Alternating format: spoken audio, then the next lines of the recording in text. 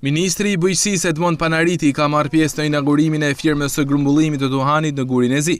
Ministri, në fjalën e tij, tha se duhet të dalin të fituar fermerët, por edhe grumbulluesit e duhanit, dhe për këtë qeveria do të vinë në ndihmë. Mendoj që duhet të jetë një marrëdhënie fito-fito, marrëdhënie midis prodhuesit, grumbulluesit, bazuar kryesisht në këtë set standardesh, natyrisht edhe me çmimet, se unë bisedova, pata një bisedë pak më përpara me prodhuesit e duhanit, dhe sigurisht në drejtën e tyre ata kishin shumë vërejtje për sa i përket aspekteve që kanë bëjnë me prodhimin e duhanit, me çështjet e aksizës, që unë i dëgjova me shumë vëmendje. Sigurisht mbetet një sfidë e hapur, mënyra se si ne do të orientohemi me prodhimet e duhanit, në radhë parë që plotësojnë standardet, por sigurisht edhe qeveria duhet të jetë dhe do të jetë sigurisht në krah të tyre për të mbarë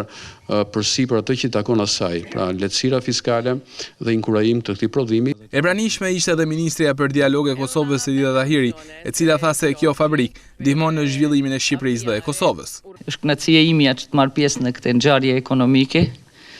në kohën kur edhe Shqipëria dhe Kosova kanë për qëllim kryesor zhvillimin ekonomik dhe rritjen e punësimit, që është një prej kërkesave dhe sfidave më të mëdha që ka shoqëria jonë edhe këtu edhe andej kufirit. Kryetaria e Bashkisë Voltana Ademi bëri një propozim konkret për qeverinë që lidhet me fermerët e duhanit. Dhe propozimi im është ky, që a ekziston mundësia që për fermerët e zonës të mbështeten me incentiva për produktin e qëndrueshëm,